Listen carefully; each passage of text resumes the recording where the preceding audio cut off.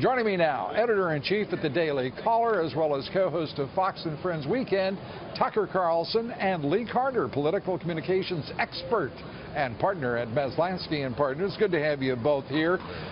Great to be here. Lee, this is quite something. What do you think Pence is going to have to do to beat King?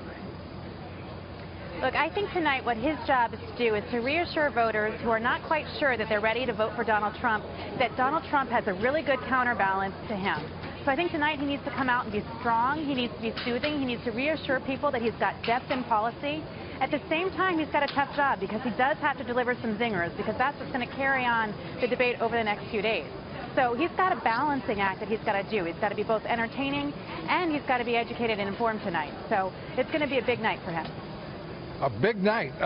What do you think, Tucker? I think vouching for Trump helps. I mean, Pence is such a self-evidently decent guy, such a moderate, temperamentally moderate person, and saying, look, I know Trump. He's not scary. Nobody wants to vote for Hillary Clinton. Bill Clinton doesn't want to vote for Hillary Clinton. You just want to be assured that Trump is not the monster you've heard about on the television, and he's not. And I'm here to tell you that. I think that gets Trump something. Yeah, I'm starting to worry that people are getting the idea that Americans are supposed to be daffodils, Lee, and that the little gentle flowers cannot be bruised by the harsh winds of truth that often flow from the lips of Donald Trump. And I'm starting to think it may be a little Darwinian.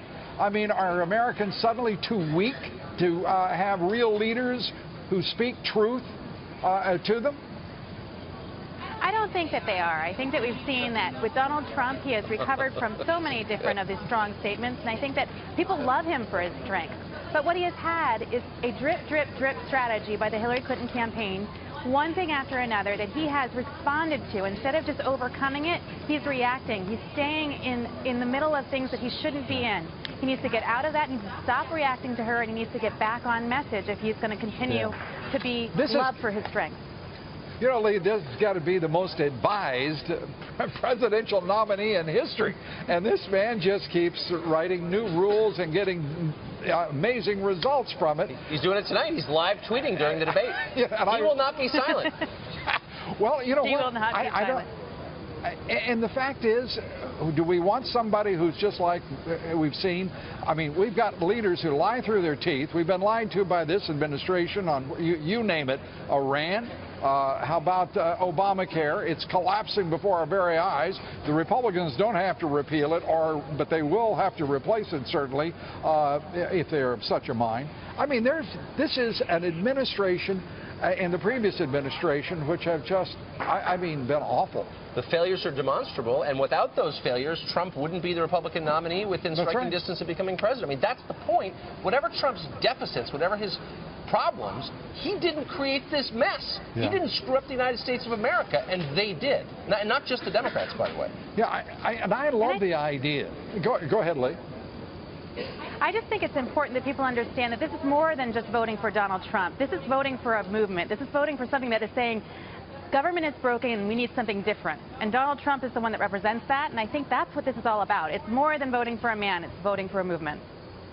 Yeah, and I kind of like the idea of voting for the fella, too, because the reality is he's strong enough to actually speak truth. He's strong enough to actually speak in language that is accessible and comprehensible to every American. He talks about every American, not just the Afro-Americans or Hispanics or white Americans or, inner city Americans or, big shot one percenters. He's talking to everybody. There's also a sense in which voting for Trump is a throbbing middle finger in the face of the people who run everything.